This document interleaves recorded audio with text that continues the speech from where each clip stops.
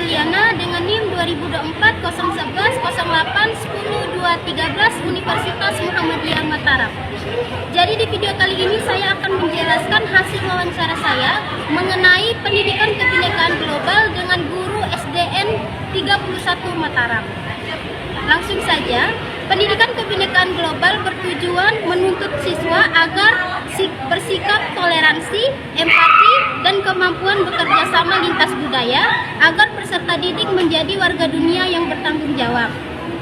Berdasarkan wawancara dengan 3 guru SDN 31 Mataram, ditemukan bahwa tantangan utama meliputi kurangnya penelitian guru, keterbatasan keterampilan teknologi, perbedaan nilai dan keterampilan siswa, serta potensi bias dalam pembelajaran.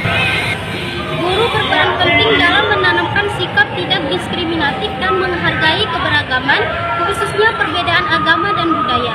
Keberhasilan pendidikan kebinekaan global memerlukan dukungan dari pemerintah, sekolah, guru, orang tua, dan masyarakat, serta pemanfaatan teknologi dan kerjasama internasional.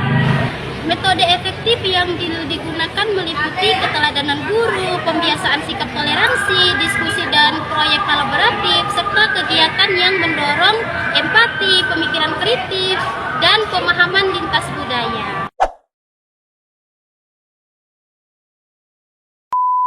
Apa saja sih tantangan yang dihadapi seorang guru dalam pendidikan kebinekaan global tersebut? Kebinekaan global ya.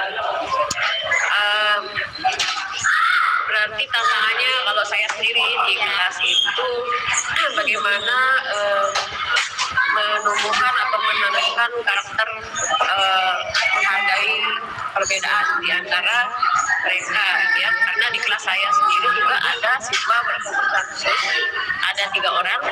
Nah, jadi saya di situ berusaha untuk menanamkan bagaimana mereka bisa saling menghargai, saling menghormati, walaupun di sana ada teman mereka yang berbeda. Sehingga mereka bisa menumbuhkan sikap toleransi. Baik Ibu, untuk pertanyaan selanjutnya, contoh kegiatan pembelajaran apa sih yang dapat digunakan untuk mengenalkan budaya dan perspektif global kepada siswa? Iya, Ibu. Kalau saya biasa ada sih, kalau kita misalnya sekarang mereka ini kan banyak jenisnya susunya. Kayak kemarin kita pernah menampilkan Fresian. Fresian itu kan entah semua anak tahu, kalau dari 5 anak nggak tahu Fresian itu apa kan. Nah, jadi mereka langsung ini anak-anak yang susu asas ini nanti tampil di budaya ini loh Fresian, jadi menggunakan meskipun dia menggunakan senjata, tapi kita menggunakan media alternatif. Misalnya alat ukur itu dari lontar sebenarnya, tapi kita gunakan saja dari alat-alat yang tidak membahayakan, yang dibuat oleh siswa sendiri. Misalnya dari bahan mekanik hibrid atau apa ya, yang terbuat dari plastik, terbuat dari benda-benda yang tidak keras, tidak membahayakan. Terus yang kedua melalui video, misalnya menonton. Jadi mereka tahu ada yang konkretnya, ada yang dari menonton atau yang dari abstraknya seperti itu ya. Kalau konkretnya kan langsung dia beragakan seperti itu kan. Kalau yang dari nonton kita akan putri mandalika itu. Kalau mereka menonton tidak nyata yang mereka lihat seperti animasi, tapi itu juga termasuk ke dalam teknik ya. Ibu, dari Ibu sendiri nih menjadi seorang guru nih, bagaimana sih cara Ibu nih dalam menyatukan mereka yang berbeda-beda ini? Setiap kan mereka nih mempunyai toleransi yang berbeda-beda ya. Bagaimana sih cara Ibu menyatukan perbedaan setiap perbedaan ini? Kalau sebagai guru ya tidak ada cara lain, maka saya banyak memberikan nasihat, ya, dorongan atau motivasi di kelas, bagaimana biar mereka itu perlahan-lahan tumbuh rasa toleransi, saling menghargai, dan mengingatkan mereka untuk saling peduli dengan temannya yang berbeda, walaupun berbeda. Di pelan-pelan mereka juga bisa lebih untuk toleransi mereka itu sudah mulai terlihat. Dan juga dari kegiatan agama sendiri, guru agamanya juga selalu menanamkan, menasihati agar anak-anak ini juga di samping dia belajar dengan baik juga bisa menerima keadaan atau perbedaan yang ada. Oke, baik Ibu. Jadi saya ingin bertanya nih, metode pembelajaran apa sih yang paling efektif untuk menghargai perbedaan agama di setiap siswanya? Pembelajaran Ya.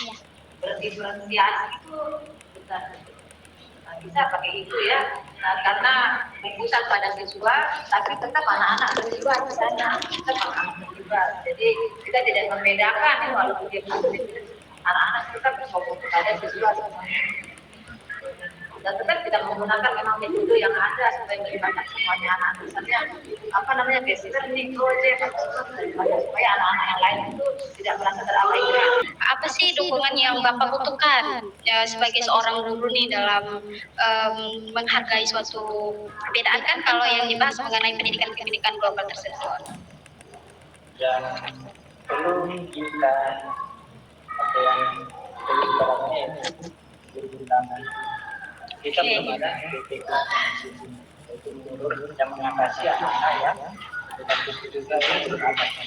Kita belum ada BPK belum ada, dan penerapan anak-anak di sekolah itu belum ada. Oke, baik Ibu, untuk pertanyaan selanjutnya, bagaimana teknologi dan media sosial dapat dimanfaatkan untuk mendukung pendidikan global nih sebagai ibu yang menjadi seorang guru?